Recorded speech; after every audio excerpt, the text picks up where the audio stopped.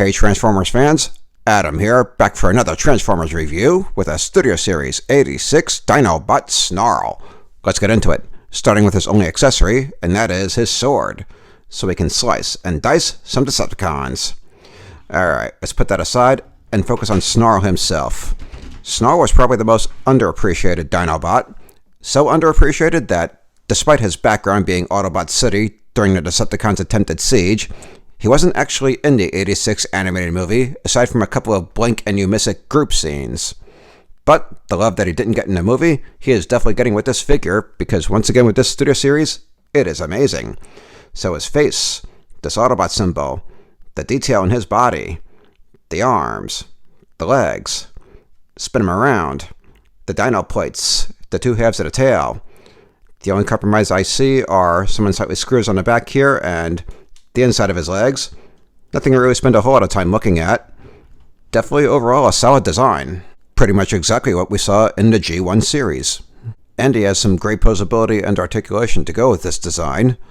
So his head has the 360 Exorcist action, and you can make him nod up and down. I would say 360 with his shoulders, but his tail blocks that. But you can lift him up and down. His elbows, lift them up and down, twist them around, twist his fist around. The only thing he can't do is open and close the fist. That's set in place. But full range of motion with his legs. Move him back, move him forward, have him throw a side kick, twist him around, bend his knee, got some bend in his ankles, and his toes. Definitely loving him in bot mode. Now let's transform him and see how he measures up in dino mode. Starting with his arm. Unclip his elbow, rotate his forearm up, and clip it right into his shoulder. Bring down this dino foot and leg. Unclip the foot, turn it around, bring the leg down as far as you can, so that you can rotate his fist and tuck the fist away. Now bring this leg up, and do the same thing with the other arm. Unclip his elbow, rotate his forearm up, clip it into his shoulder, bring down this dino leg and foot, unclip the foot, turn it around, bring the leg down as far as you can, rotate his fist, and tuck it away. And then bring this leg up. Now turn him around, unclip this panel with the dino plates, raise it up, unclip the tail from his back, and clip the two halves together. Go ahead and tuck his robot head away. And now his bottom half. Bring down his toes, raise up these shin panels,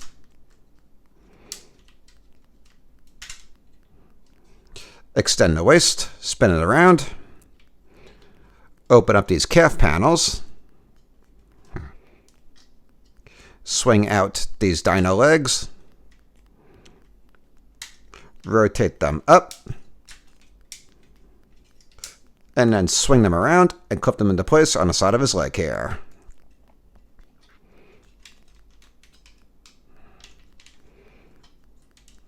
Just like that. And now, go ahead and clip his legs together. In the front and the back. Okay. Get these legs out of your way. Raise up his chest plate. And now we're going to rotate these legs back. And make sure these toes go under the chest plate.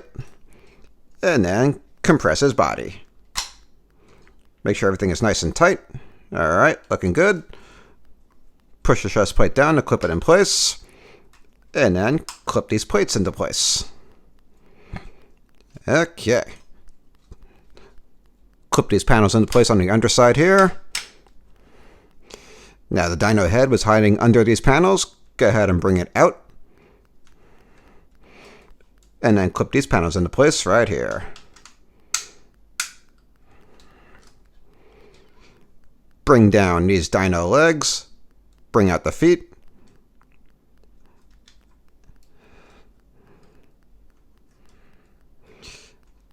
And then just a matter of getting the legs situated. Just like this.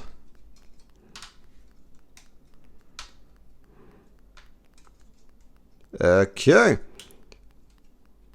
And just make sure the head stays clipped together. Alright. And there we have Snarl in full dino mode. Lower this camera. And there he is. Check him out. If I'm being completely honest though, I'm actually not as big of a fan of his dino mode, just because of the seam that runs down his head. I get it. There's not much they could do about it because this is how he transformed on the show, and they are going for show accuracy here. But still, it's unsightly and it does take away from the Autobot symbol. Besides this though, some good detail in the rest of his body. Loving the circuitry. Love the detail in the dino plates and his tail.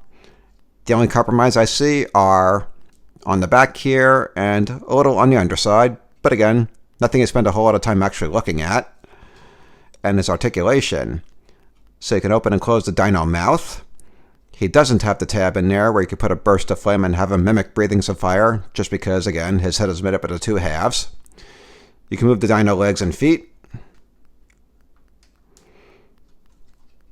Same on the back. Turn his foot a little. It's not quite as articulate as some of the other Dinobots were, particularly Sludge, but still, even with this imperfection, still a solid figure, and I still say must-have for any Dinobots fan. What do you guys think? Let me know in the comments. Anyway, let's go ahead and transform him back. Start by rotating up this dino foot and the leg. Same with the other one. Raise up these panels. Tuck his dino head in as far as it goes. Open up the panels on his underside. Raise up these dino plates. Raise up his chest plate and extend his body out. Now rotate his legs back around. Close up the chest plate, clip it back into place. Separate the legs, straighten them out.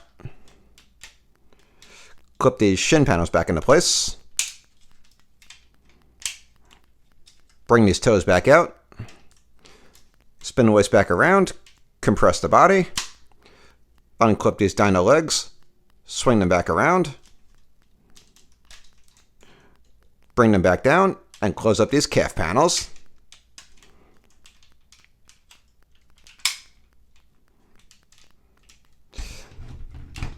Now raise this camera a bit and separate the two halves of his tail and clip them into place in his back. Raise up these plates and bring back out his robot head. Bring these plates down and clip them back into place in his back. And now we can fix his arms. So, unclip the forearm from his shoulder, bring it back down, and clip his elbow back into place. Bring this dino leg and foot back as far as it goes so that we can bring his fist back out. Rotate that back around. Now bring this dino leg and foot forward, turn the foot around, clip it back into place, and tuck this leg up all the way. And same with the other one. Bring the forearm back around, clip his elbow back into place.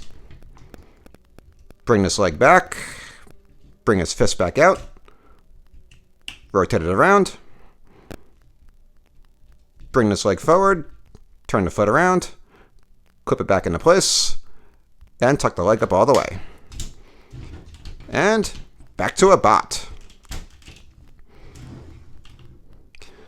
So overall, SNARL here is not my favorite of the Studio Series, but he's still a fun figure to add to your collection, especially if you're a big Dinobots fan like me, and I can't wait to get the rest of the Dinobots. I have Swoop on pre-order. He'll be arriving late summer, early fall. Once I get him, I'll review him and drop that video immediately.